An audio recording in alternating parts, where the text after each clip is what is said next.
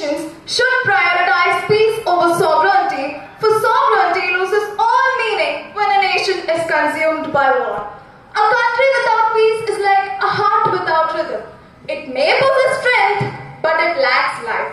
And yet, ladies and gentlemen, how strange that nations boast of their sovereignty while their people beg for peace.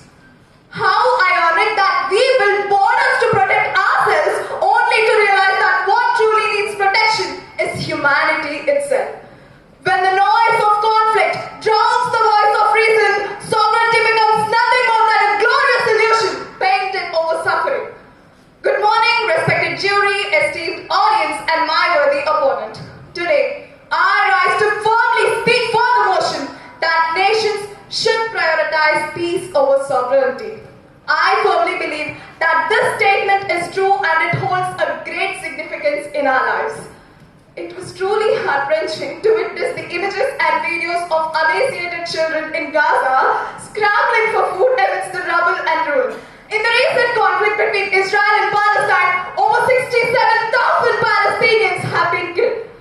Most of them children of my age and younger.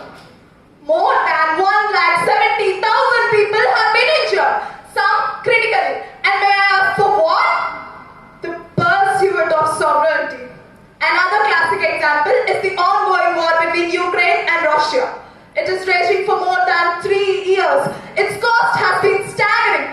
Tens of thousands of lives lost, millions displaced, and the entire city is reduced to rubble. And so I ask, what good is sovereignty when peace lies in ruins?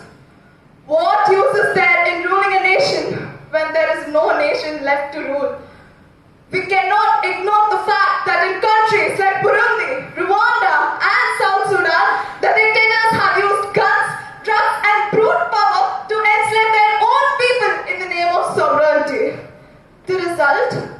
Collapse, chaos, and suffering.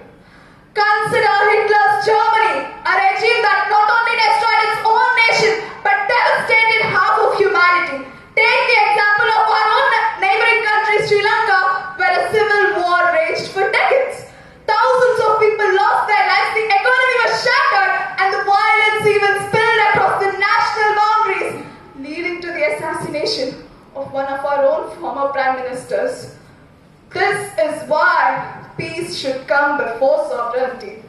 Let us ask ourselves, what has sovereignty achieved everywhere?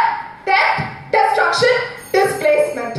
But where peace prevails, lives are spared, aid reaches the ones in need, dignity is restored, and the countries prosper. Consider Japan and Germany, the nations which have once been almost completely destroyed by the Second World War. These countries rose again, not through force, but by rebuilding their peace.